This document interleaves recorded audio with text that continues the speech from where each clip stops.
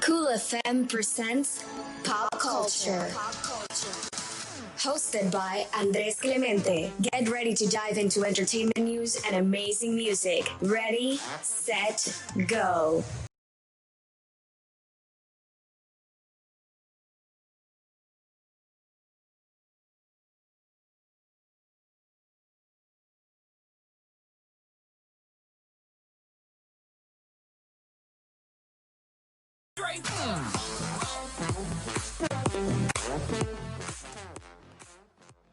I am Andres Clemente, your host. This is Pop Culture, and welcome. It is Tuesday, and we have a great show for you guys today. We are going to deep dive into the world of Andy Samberg. And I'm not going to do it by myself. I'm going to do it with a very, very, very, very great guest, friend of the show, friend of my childhood, Mr. Joe Mezquita. Joe, are you there, my friend? Hey, how's it going, man? I can barely hear you. You can still barely hear me? I'm having supreme difficulties hearing you. Wow, that's interesting. I guess try the headphones. See if it. Hold on. Try the headphones. See if it helps. Here we go. Boom. Hello. Are you there? Hi. Okay, can you hear me? I can hear you, my friend. Yes. Better? Okay, perfect. Now we're good. Now we're golden. You're Yes, golden? Way better.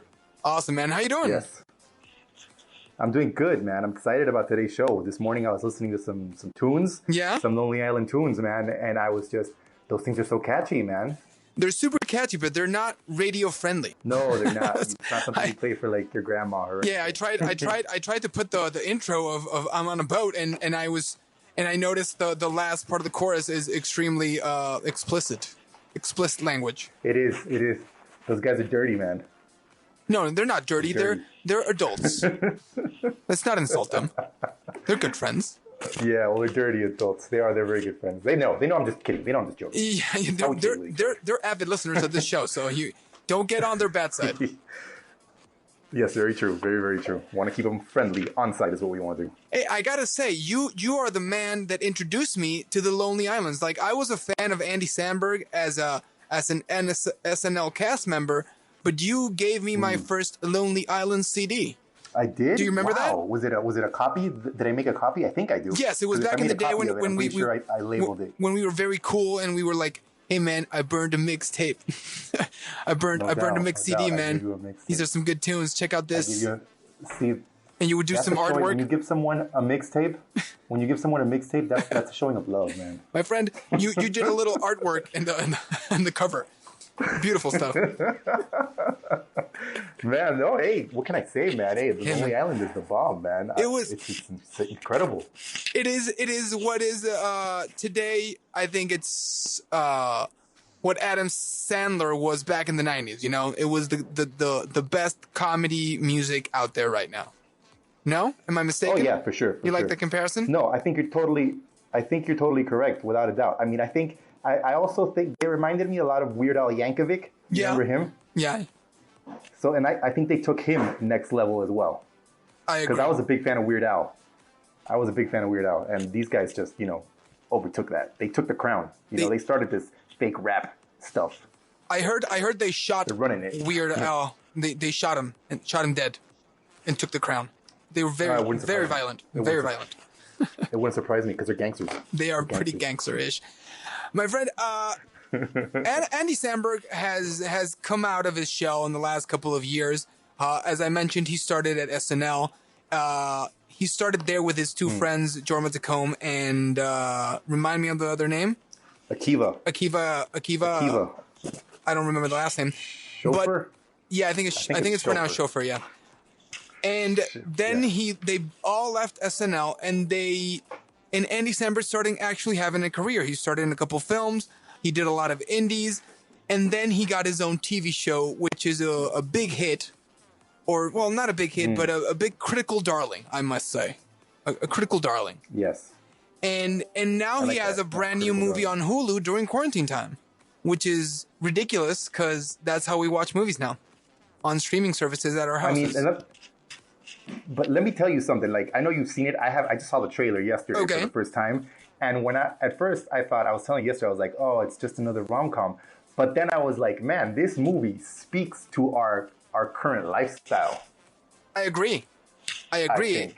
If for anybody out there, the movie's called Palm Springs, and it tells a story of Andy Samberg, the character called Niles, where he's stuck in a time loop, and he does the same thing every single day, over and over and over again, until he meets another person, another human being that is stuck in the same time loop, and they start developing a friendship, and it evolves into a romantic friendship, because it's the only person you can actually be honest with and spend every single day with. I think when people see the trailer, if they see the trailer, they're never going to expect that. Because when I first saw the trailer, I was like, oh yeah, great, it's another rom-com with Andy Samberg. And then I was like, whoa. I gotta be honest, I'll give you my quick review. You can watch it if you want. I think it was funny, it was romantic, but I wanted more weird. Especially if you watch the trailer, it seems pretty weird. I want a little bit more weird, and I wanted a little bit more romantic chemistry between the leads. The chemistry, like friendship-wise, is really there between Kristen Milioti and Andy Samberg, but the romantic chemistry is not so much there. My friend, do you have raccoons around? There are a lot of raccoons? I do, man. They busted into my house. There's like so much. I'm fighting them off with a bat. Hold on, give me a second. So much rattling around. Okay, that's it. They're gone. Full of raccoons. They're gone. That house of yours. Seriously, man. They're gone now. They were just like, oh, are you talking about Lonely Island? I got to be around for that. I mean, they were trying to get a front row seat. That's what happens in quarantine. The raccoons start like really gobbling up houses. It's crazy. Seriously, man. Watch out. But let me ask you something. So then they don't have like, so it's not like, because from the trailer, again, because I haven't seen the movie, I'm imagining that they're going to have some like wonderful romantic sort of setup, and they're like, oh, I love you. And then they do something magical, which has them ending together, and like love reigns supreme, and he's no longer trapped in, that time fest that he's in. No, the romantic aspects are there. Like it is as you imagine, but the chemistry between the actors, I felt it was missing a little beat romantic-wise. Like, you don't see them really falling in love, or you really don't understand why at the end they want to be together, I felt I was like, I want more. Give me some more. Because it doesn't show. It shows them it shows them more doing hijinks, like because they do the same thing every day, or because they repeat the same day every day. They do like weird hijinks and funny stuff, but it never really goes above and beyond to the romantic part, in my opinion. I was missing a little bit more of that. That was my take on. Has he ever done? Now that you're saying that though, because I was like trying to think back to all these movies I've seen with Andy Samberg in them. He's done movies where he's had like played a character who has to display like romantic qualities and do the whole sort of like developing a loving relationship, right? Yeah. He did one called I think Jesse and Celeste, I think it's called, with none other than, I will give you the name of the actress in a bit. I'm scrolling right now. I don't want to miss this. Research department handling this right away. Oh man, it's an old film. You apparently. have a good research department, man. Man, they're pretty slow. It's called Celeste and Jesse Forever, and he plays Jesse, and Celeste it's played by Rashida Jones. You're a fan of Rashida Jones? Ah, yes. I remember that movie. Yeah. And he does play a romantic lead in Brooklyn Nine-Nine. I think he has very romantic moments with Amy Santiago, his co-lead. So yeah, that's very true. I had forgotten about that. Yeah, they do display a lot of romantic parts. So yeah, he has done it. But you can tell his favorite thing to do is the parodies, the wackies stuff. That's his jam. And I think that's why we loved him. I think that's why we fell in love with Andy Samberg as a performer. When we were young chaps. I think because it goes to show you that, even in your life, you can always have wacky hijinks. Being an adult isn't necessarily about being all serious and old looking like it was back in the 1920s and 1930s. Yes. You can still be hip and cool and funny. When people see me and meet me on the street, they're like, there goes a 1920s adult. That's right. That's what they say. Looking all old and tired. Looking with my tweed jackets and my fedoras walking down the street. Man, if it's here in Panama, you're gonna be sweating like never before. Hey man, fashion first, Joe. Fashion first. I gotta look fashionable, and then I worry about my sweats. It's my own personal saunas. Sir, let's take a quick break and we'll be right back. Me and Joe, for anybody out there listening, we're going to do a top 5. We were thinking about doing a top 5 Andy Samberg films, but I think it's funner if we do a top 5 Andy Samberg moments in pop culture, moments that have transcended because of Andy Samberg. Are you in agreement, Joe? I am in supreme agreement, man. I could not agree with you more. I love it, man. I love pop culture. And we are back with Pop Culture. I'm Andres Clemente, your host. And I'm on the phone with my brother from another mother, Joe Mezquita. How you doing, man? You there? Hey, what's up, man? I'm here. I am here. The raccoons have not gotten me yet, brother. That's good, man. You just keep them away. Use the broom, bro. Use the broom. I'm keeping them away. Anyways. I'm on it, man. Hey, what song was that? Because it was tight and I forgot the name of it. Jesse Reyes. The artist is called Jesse Reyes, and the song is called Great One. Yeah. It's a tune, man. It's a nice tune. Great one. I'm going to give you some. Some tunes today. Anyways, for people out there, we're going to do a top 5 Andy Samberg moments in pop culture. And because, Joe, you are the guest, you start, my friend. What is your number 5 from this top 5? Okay, first of all, I got to say, this was really hard, man. It's super hard. This was, you put me to work. I know you. Man, I know you. I just couldn't. I couldn't, because I kept thinking of all these joyous occasions that I had thanks to Andy Samberg and his wit, man. Well, let me start with that, Joe. What were your parameters for making the top 5? First of all, I enjoyed if I enjoyed it the moment I saw it. I tried to think back about when I saw it for the first time, and remember that feeling. Okay. And then also I tried to. So it was interesting because do you consider his SNL digital shorts? Are those 100%? Those count. Those count, but as single things. Yes, I think. Or are they all together one? That's a great question. That's a good call. I separated them. I did. I didn't want to pick a lot of them. But I wanted to focus on one particular one. Like I chose one in my top 5. There's one digital short in my top 5. One specific. Right. Okay, yeah. okay. All right. Okay. And then here's another question for you. Question, man. What about do the music videos for the Lonely Island songs count as digital shorts if they were shown on SNL? Yes, 100%. Or are they just music videos apart? I think they count. I think they were first constructed or created as a short, and then it became a YouTube sensation. But I think at the beginning it aired first on SNL, and then it went into the interwebs. I think that's how it. But even went. From like their later albums, the songs in Popstar. Yeah, that's a good call. No, I think the songs in Popstar I put them in the movie. Right. That's my my analysis of that. Okay. Yeah. Yeah, I can appreciate that. Okay, so I'm going to do some rejigging mentally as I go down my list. By the way, I wanted to ask you, did you see Will Smith? Yeah.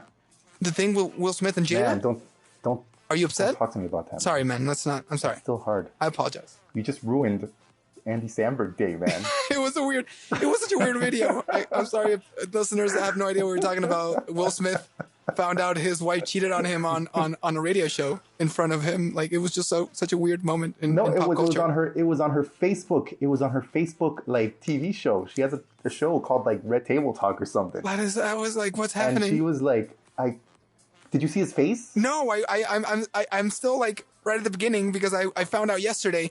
But I want to ingest this. I want to consume this as much as like with the perfect ambiance, so I can see the first reaction on his face when he finds out. Like, I want to just zone in on that. It's heartbreaking. I know. I imagine. It's heartbreaking. I'm sorry for that. I know you're a big Will fan. It's all right, man. It's all right. I'll get over it because we're talking about Andy Samberg. Andy Samberg. I'm sorry. I went on a tangent. I just had you on the phone. I needed to ask. You being the biggest Will Smith fan ever. Anyways, go for it, bro. Number 5. Well, when you see it, when you see it, let me know, man, because it's hardcore. I'll let you know. Number 5, I went to. So this is a sketch from SNL. Okay. Which was to me was hilarious the first time I saw it. It was when Mark Wahlberg talks to animals. Oh yeah. You remember that one? Yeah, I do remember that one, and I was like, what? Why is it your number 5? Give me your take on why is it your number 5? Because everybody knows, like, Mark Wahlberg. You know the type of actor Mark Wahlberg is. Yes. He usually always plays like Mark Wahlberg in the films that he's in. He has like a single solitary thing that he does. He has not that much. He has one trick, so and he milks that one. Yeah, exactly. So Andy Samberg took it and multiplied it to like the most ridiculous thing with his whole like, "Hey goat, how's it going, goat?" Oh my god, it's just, I think about it and I crack up. It's just so ridiculous that I could imagine Mark Wahlberg actually having that conversation with the goat or a dog. I gotta be honest, any random animal. I saw an interview when he was promoting Max Payne. You remember that great movie Max Payne? He was promoting that movie. Of course, man. And a reporter asked him about that sketch, and he was very gracious about it. He was like, "Hey, man, if SNL is parroting me, it's a blessing." So he was pretty cool about it. But he said he's never actually uttered the words, "Say hello to your mother for me." Like, he's never actually uttered those words. He must have, to one of his friends in Boston or something, I don't man. know, but it's an incredible sketch for people out there. It's called literally it's literally called Mark Wahlberg Talks Animals. It's an SNL sketch. You can probably find it on YouTube. It's ridiculous. My friend, my number 5 on the top 5 list. Remember, if any of my top 5s or your top 5s are on each other's list, you gotta divulge. You gotta let us know. Yeah. So my number 5 no doubt. is a movie for us that came out of nowhere. We didn't see it coming. And we revisited and we watched it and quoted forever and ever. And it's Cloudy with a Chance of Meatballs. And Andy Samberg plays Baby Brent. Snap. Andy Samberg plays Baby Brent. This movie is literally a gem. I can't describe it any other way. It is Phil Lord's first film. Phil Lord, for people out there who don't know, is the man who is producing Spider-Man Into the Spider-Verse. He made Last Man Standing. He's made 21 Jump Street, 22 Jump Street. Like, their talent for comedy and timing is impeccable. It is the best comic timing right now of any director in Hollywood. I'll say that right away with all the confidence in the world. Like, wow. And you and me, we watched that because it was a kids movie, and we were so impressed. And again, we quoted that film over and over and over again. And there's no real reason why, because it's a stupid premise. It's about a guy that creates a machine that makes it rain food. That is the premise of the film. Yes. It is supposed to be made for kids, but if you're an adult, watch it because you'll love it. You remember that movie? Yeah. Hey, Flint Lockwood, how could I not remember that movie, man? That movie's amazing. That was actually, it was one of my honorable mentions. I had it on the list earlier, but I scratched it out for something else. So it's like number 6 on my list. Nice, but honorable mentions. It counts. Yes, that movie was epic, man. Flint Lockwood had Mr. T in it as well. Man, that movie had something for everyone. It had something for everyone. And yes. You know how good Chris Miller and Phil Lord are, my friend? That they did not return to direct the sequel, and you can tell. Like, they're that good. Their comic timing is that good that you go to the sequel, same actors, everybody comes back. I'm sorry, not Mr. T. Mr. T does not return. But every other actor comes back for the sequel, and it's not as funny because I am sure Phil Lord and Chris Miller were not part of the film. Or at least not actively part of the film. They're that good. Keep an eye on them. Keep an eye on them. I haven't seen the second one. It's you can skip it. You can skip it. I honestly think you can skip it. Yeah. Anyways, brother, let's continue. What is your number 4? My number 4. So it was a toss up for me because I was thinking about 2 movies. Okay. But for me, my number 4 would have to be Hot Rod. Okay, wow. The film. You just divulged my number 1. Oh, no. Hot Rod for me is my number 1. Because that movie made me into the comedian I am today. That movie was epic. It was epic. Hot Rod had everything. I think it caught us by surprise. By surprise completely. As well, yeah. Oh, man. I just remember seeing it and being like, wow. Just the comedic timing in it. everything about it was just so amazing. I just couldn't believe it. I couldn't believe it. For people out there listening, it is about a kid or an adult that his whole life has been built to become an Evel Knievel type. But he only has a moped and a group of wacky friends. That's all he has. And it's him trying to make like actual like Daredevil stunts. It is as stupid as it sounds, and it is as funny as it sounds. It is directed by Jorma Tacome. Yeah, sorry, you were saying? Yes. No, sorry. Some people don't appreciate it to the comedic genius that it is. Our friend Henry Tui doesn't appreciate it. We recommended this movie, and he was like, yeah, I'm going to pass. That was stupid. I'm like, you're wrong.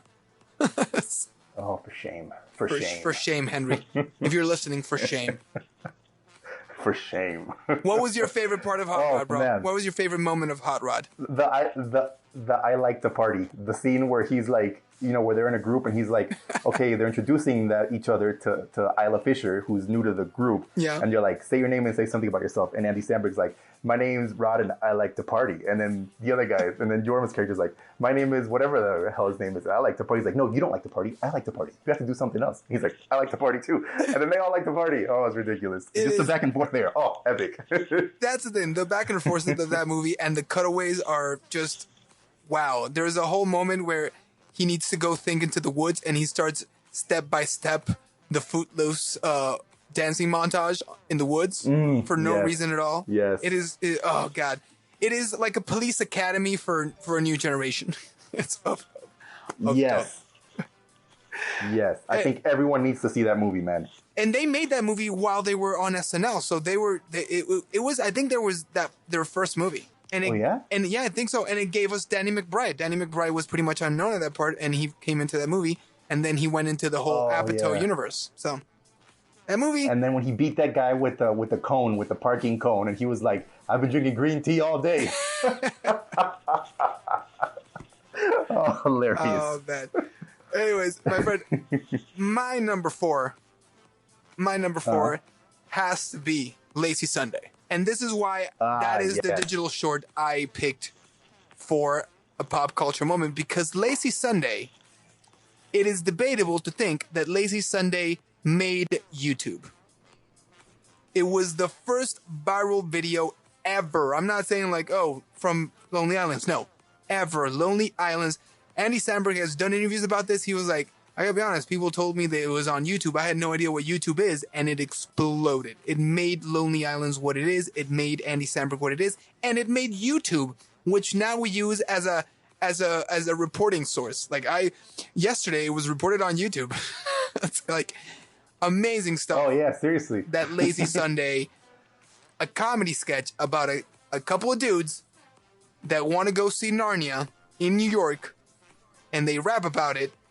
Became as big as it did. Remarkable.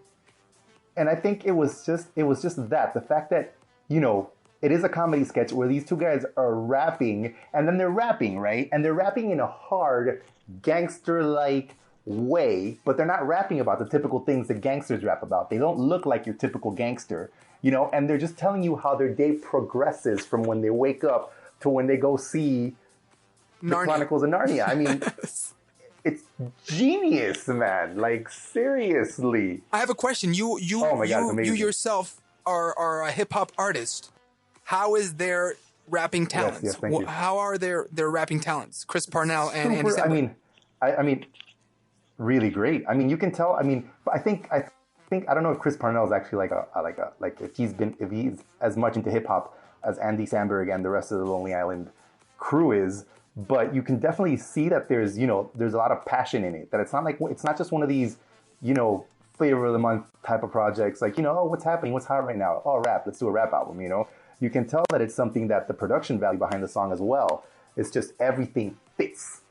It's interesting. You know? It's interesting. So I just think it's like phenomenal. I think it's great. I think Chris Parnell got like the short end of the stick on that one. Like nobody talks about Chris Parnell starting YouTube. It's Andy Samberg's creation, and it is Andy Samberg's creation. Chris Parnell was just added as a second rapper, but Chris Parnell holds his own on that track. No, he does. Oh no, without a doubt, he does definitely.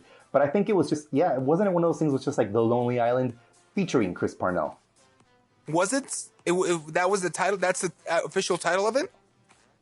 Well, no, I mean, I think on the album, on Incredibad, I think it's like The Lonely Island, because that track is on Incredibad. Yeah, it is. And it's, I think it's The Lonely Island featuring Chris Parnell. Super fair, super fair. Joe, let's take a quick break while we continue with our top 5, and we'll be right back with more Andy Samberg moments in pop culture. I need pop culture. And we are back with Pop Culture. I'm Andres Clemente, your host, and I'm on the line with Joe. Right now, he's using a flamethrower against these raccoons. They're attacking his house. Joe, are you there? Seriously. Are you okay? Are you safe? Man, they're vicious. Yes, I'm here, man. They're vicious. I'm still holding them at bay. It's all good. Good stuff, man. Good stuff. My friend, we are doing a top 5 Andy Samberg moments in pop culture, celebrating his brand new movie, Palm Springs, which I enjoyed, but I could have enjoyed more. You have on your queue ready to watch, I'm assuming. No doubt. I am ready to watch it the moment I can find it somewhere. There you go. We are continuing with our top 5. It is your turn with your number 3, Joe. What is your number 3? My number 3 is this, and this is like an old stuff. This is like an old Lonely Island thing. It's this. Oh, here we go. It's like these sketches called The Boo. The Boo?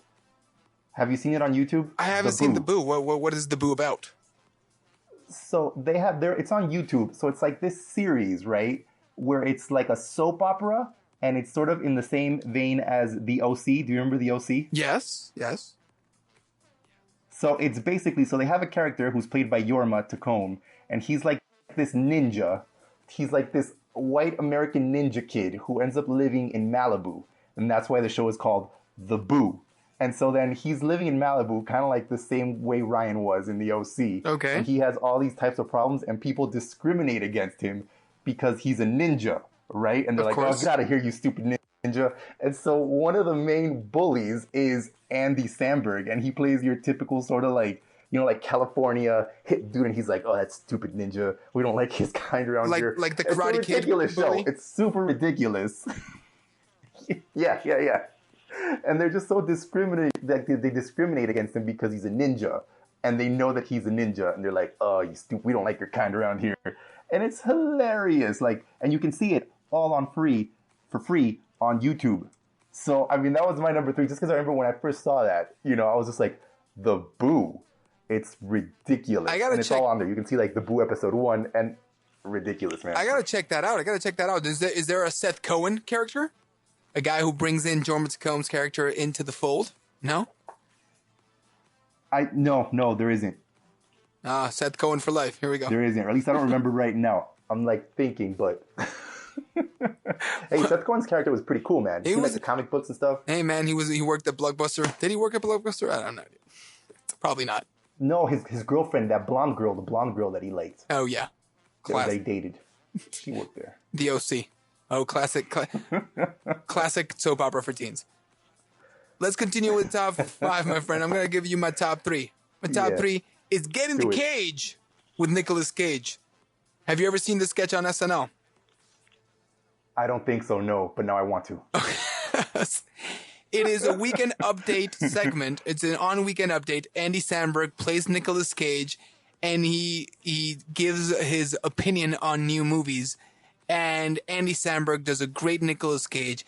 And an episode, I'm gonna point to one specific episode where Andy Samberg comes out with the real Nicolas Cage, and they do the whole segment as clones. What? It is incredibly funny. It still holds up amazing. I love the fact that Nicolas Cage is a great part. Like the real Nicolas Cage is really funny because he plays the joke, but he doesn't try to be funny. We do comedy, and we know the people that try to be funny normally fail. Yeah. And Nicolas Cage doesn't do that. He sticks to the script. He does the deadpan version of it, and it's really, really funny. And I think Andy Samberg started doing more impressions because of that, the success of Nicolas Cage. I'm a fan of Get in the Cage with Nicolas Cage. I think that is my top 3. I recommend. Get in the Cage with Nicolas Cage. Yes. I'm gonna Get in the Cage. I'm gonna look for that. Great sketch. You and me, we like writing sketches, and we feel we feel envious when we see a great one. You're like, oh man, I want to write that. I want to write that. That's you're like, why didn't I write that? Yeah. Now if I write something similar, they're gonna say I copied it. Whenever anybody who writes sees a great work and they're like, ah man, jealousy ensues. But yeah, get in the cage. That's my number 3. Because you're so in awe. You're so in awe of it. You know, it is. See that. It is a professional jealousy. It's a professional jealousy. Anyway, sir. Oh, that's too funny, man. What is your number 2, sir?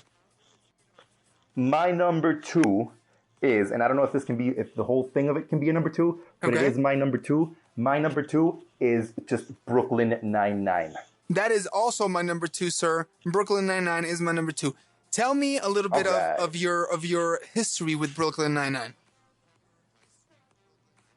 Why is it your number 2? Brooklyn Nine-Nine. When it first started out, when it first started out, I was a bit hesitant to watch it. Okay. Because I really like Andy Samberg, right? And then I was like, what if I watch it and I don't like it? You know, I had that fear that he would put out something which wasn't going to be to my liking. But then when it came out and I just saw, because I mean, these guys are cops. Yeah. But like they hardly ever do police, like they hardly ever do police work. It is technically a cop show. Yeah. That ensues within that police precinct. Yeah. It's a cop show, but they very rarely do police work. And then when they do it, it's hilarious police work. But then for the most part, they're solving other things that have nothing to do with crime, like their personal lives. Like it's wonderful, man. Like and then just the whole thing when it was, wasn't it canceled? Who was it that had it first? Like you probably know this. Remember that Fox. some station had it? Fox had it. It was canceled. Yeah. And there was this whole campaign where everyone Fox had it, and then all these celebrities were chiming in like, no, you can't cancel it. No, you can't cancel it. And then NBC picked it up, and then they got it back, and everybody rejoiced. Like, oh my God, it's incredible. And Terry Crews is on there. Just the entire cast as well. Just the way everybody just, you know, everybody's on the same page on that show is amazing. I 100% agree. I'll give you my take of Brooklyn Nine-Nine when we come back. We're going to take a quick break, and we'll be back with Joe Mezquita and Top 5 Andy Samberg moments in pop culture. I love pop culture. And we are back with Pop Culture. I'm Andres Clemente, your host, and we are doing a Top 5 Andy Samberg moments in pop culture, and I am joined by my good friend right now. He cooked the raccoon, and he's having a nice lunch. Joe Mezquita's on the line. Joe, are you there, my friend? Hey, let me tell you something, man. Baked raccoon is a delicacy. Soft meat. So people need to consider that. That's right. It's just so juicy. Once you get that texture right, delish. My friend, as I mentioned, we are doing a Top 5 Andy Samberg moments in pop culture. You said your number 2 is Brooklyn Nine-Nine. My number 2 is Brooklyn Nine-Nine. And I'll give you my take on that show. That show, underrated masterpiece. To be able to join the typical cop show, like episode per episode case, with the hijinks of the precinct and the gelling of all the characters together, like you really feel these people love each other in that precinct, and that is something rare you can find. Yeah, little shows have been able to pull that off, and Brooklyn Nine-Nine does it. Also, you were talking about the romantic part. That show, they don't deal with the won't they, will they, or won't they crap so long. They got the leads together, and they keep growing their relationship. First moving in together, then getting married, now having kids. Like they keep growing their relationship in an organic way. People get tired. Me personally, I get tired when a TV show go for 10 years. Will they or won't they? Like. It's much nicer to see them go through different phases of their life together. I think that's a little more gratifying to me. Maybe because of my age, my friend. I don't know. Is that it? Am I getting old and that's what I like? Hey, I think we're maturing, like a whiskey, and whiskey's like their relationships to the point. I think. Who knows? It might be. It might be like a nice oaked, matured Scotch. That's right, sir. Were you worried when they lost Chelsea Peretti from the cast? I was, man. I love Chelsea Peretti, man. Okay. I love her character. I just think that woman's so funny. And just Gina, man. I was concerned. I was. I think I was concerned as well, but I think I have barely noticed. I got to be honest. I've barely noticed. Yeah. Maybe I'm missing the Captain Holt Gina dynamic. That was super fun. But they gave more time to Hitchcock and Scully and yeah. And again, they're really leaning into the relationship of Jake and Amy, Andy Samberg, and oh man, I don't know the name of the actress. Do you know the name of the actress, Joe? Research department? No, let me look it up. I'm Here we looking go. up right now because it's escaping my mind. Oh man, sexism. So bad, Joe. We gotta get better, man. We gotta get better. And I know that when I see it, I'm gonna be like, yes, of course it is. Of course it is. Of course it's Latin American. We should know this. It's our jam, and we don't know it. No, man, she's our people. She's our people, and we are not. We're not supporting. Melissa Fumero. Melissa Fumero. I'm gonna do it. Melissa Fumero in Spanish. Melissa Fumero. Melissa Fumero from Mexican soap operas. I don't know. Maybe. Anyways, that is my number 2. If people haven't seen Brooklyn Nine-Nine, check it out. It is probably on Hulu if you have Hulu. Find it It's on Netflix. It is on Netflix. There you go. It is on Netflix as well. Dude. So many ways you can watch it. Are you a Netflix watcher of Brooklyn Nine-Nine? Do you watch it there? I am. I watch it on Netflix. There you go. Anyway, sir, we are down to number 1. Your number 1 moment. When you think of Andy Samberg, you're like, this is the pinnacle of his career in pop culture. What is it? What is your number 1? So I was gonna go. At first, I was gonna go with the entire album of Incredibad. Okay. The first Lonely Island album. It's a good call. But I'm gonna go with the song "I'm on a Boat." I'm on a boat. I'm on a boat. The intro of today's show. Because that's yes, exactly, and just because that song, that album in itself brings back so many memories to me, so many good memories, you know, of us hanging out with our friends, just having a good time, so many inside jokes as well that had to go with that album as a whole. And not to mention that it was a proper rap album with proper producers, and these guys went on there and they brought lyrics, man. Like, you know, even if it was absurd stuff that they were saying, it was stuff that you could get behind. It was like stuff that you could do. You know what I'm saying? Agree. And it was just like epic. We have to give a disclaimer. We used to love that song, but we were never on a boat. we were never on a boat. We had no access to a boat. We always wanted to go on a boat, but we never were able to find a boat. So we enjoyed that song. We quoted that song. We sung that song, etc., etc. Never on a boat. Which is never sad. on a boat, man. Never on a boat. And it's very interesting because of the entire history. Because I was reading about the song and everything. Yeah. So like they were actually they got it from a producer called Wishmaster. No idea. And they were just like, we need to make a song. We need that song. Yeah, I've never heard of him either. We need to make we're gonna make a mixtape. Do you have any beats? And he just like whatever. And he sent a whole bunch of beats to this record company that asked him for the beats, never even knowing what it was gonna be for. And then, you know, once T-Pain got on there and it blew up, he was like, holy crap, I produced that song. How insane, man. And not to mention T-Pain. Tell me that the beginning of the music video is just not epic. And when he's like pouring the cereal box and he's like, you want a free ride on a boat? Who am I going to take? And he's like, 3 seats, who am I going to take? This guy and T-Pain. And then T-Pain's behind. Oh, come on. That to me will always represent a special time, you know, in comedy and in our lives and all that stuff. It was just, too good, man. I think it's emblematic of our time in college. That's the thing. Like maybe not college, maybe right after college when we are still like figuring out what we're going to do and we started our jobs and we really enjoy weekends. Back in the day, we would really enjoy weekends. But never on a boat. Never on a boat. Maybe on a little dinghy. Did we ever get on a dinghy? We got on a dinghy? I don't think so. I mean, I think friends of ours were on boats, but not with us. We were from the shore singing. So, we were at shore just singing our hearts out to try to get on that boat. Never got on it. Anyways, got on that boat, man. Sir, as we said, my number 1 is Hot Rod. I still truly believe in this movie. If you haven't seen it, I think it's still on Netflix. I know it was a couple of years ago. It might be still there. Yeah. Really remarkable. No mention of Pop Star Never Stopping, or I don't know what the let me give you the correct. Pop Star Never Stop Stopping. Never Stop Stopping. No mention of it. Never Stop. Why do you think we it didn't make our top 5s? I don't know. I mean, to be honest, I like some of the songs in the movie. Okay. And some of the bits in the movie were fun, but there was, I don't know, I mean, I really don't know. Maybe it didn't capture us. Not your jam. Not your jam. Hot Rod did? Yeah, maybe. No. And the other ones we never mentioned. Even though it speaks some truths, truths. It makes fun a little bit on the Justin Bieber's phenomenons of the world. No? That's the main concept of the film. Yeah, for sure. And the other ones we didn't mention were his parodies of sport films. He made one for tennis, and he made one for cycling, which are really crude. I think that's the issue. It goes beyond our level of crudeness. You and me we have a certain limit on how crude we can get, and those get really graphic. Like really graphic. Yeah, too crude.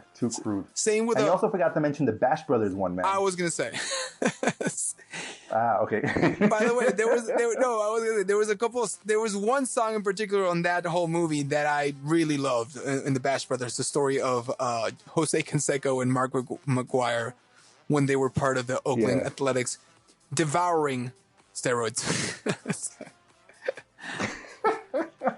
Which song? Because I can't remember any of the songs. I don't remember. I gotta be honest. I gotta look it up. But it was kind of like a sexy song of them like having affairs or something. Right. It had this like little sexy vibe. It's really ridiculous. But if you guys haven't seen it out there, watch it. The Bash Brothers story with Andy Samberg and Akiva Schoffer. We think that's how it's pronounced. We apologize. Schaefer or Schoffer? I think it's Schaefer. Now that you mention it, it might be Schaefer. Yeah, let's go with Schaefer. Yeah. Anyway, sir, thank you so much for stopping by. What are you up to? Like, let the people know what are you up to. I know you have a brand new show as well. Well, on Sundays, when everybody's locked in their houses, you can always join me and HB for Rapping with Rapscallions at 3 p.m. on our Instagram, Rapping with Rapscallions. We talk about a little bit of everything, and it's on Sundays at 3 p.m. And it's like I tell people, we're stuck in our homes all day on Sundays, so why not tune in and listen to something fun? We unfortunately had some audio difficulties this past Sunday because internet is like that, but we'll be back. What is the theme? What is the theme next Sunday? Because I know you did Calypso last week. So we're going to be talking about coffee, so people who like to drink coffee, they should tune into that. You do love coffee. We also might be discussing cholera. So it might be coffee and cholera. Cholera, the disease? We're still discussing that. Cholera, the disease, man. That's a great combination. When you want some coffee, you think of the cholera. It's a clear connection. But we'll put a nice spin on it, though. Nice spin on cholera. You lose so much weight. That's right. You will get extra thin, ready for summer times. Oh my gosh. Anyways, for sure, that's what it's all about. Getting that beach bod. You gotta get that beach bod. You gotta get that summer lifestyle. Anyway, sir, thank you so much for being here. This was so much fun, and I know you will be back because we are gonna do soon. So get ready. Backstreet Boys Millennium album appreciation.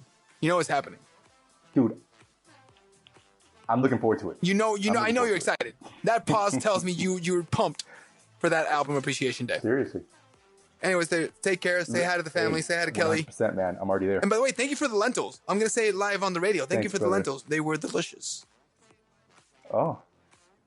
Dude, I'm glad you enjoyed them, man. I like them too. There you go. Take care, sir. Have a great day. All right. Take care, brother. See you later. Bye-bye. That was Joe Mezquita with the top 5 Andy Samberg moments in pop culture. Remember, if you arrived a little late to the show, you can check these shows recorded because we record now the shows and we put them up on our YouTube channel, Grada Radio. Check them out there. We will be posting them up little by little, and we will have a nice library of shows. Also, you can check them out on my RSS feed podcast, Pop Culture with Andres Clemente. You can get that wherever you listen to podcasts, iTunes, Apple Podcast, Spotify, Google Podcast, Stitcher, whatever platform you use. Guys, thank you so much for being here. This was fun. I will see you tomorrow. Tomorrow we have a great show because Diego de Valdía, yes, the creator of the hit show 1903, will be here with me. We are going to be talking about theater in the new normal. So stay tuned for that tomorrow. Take care, guys. Bye-bye.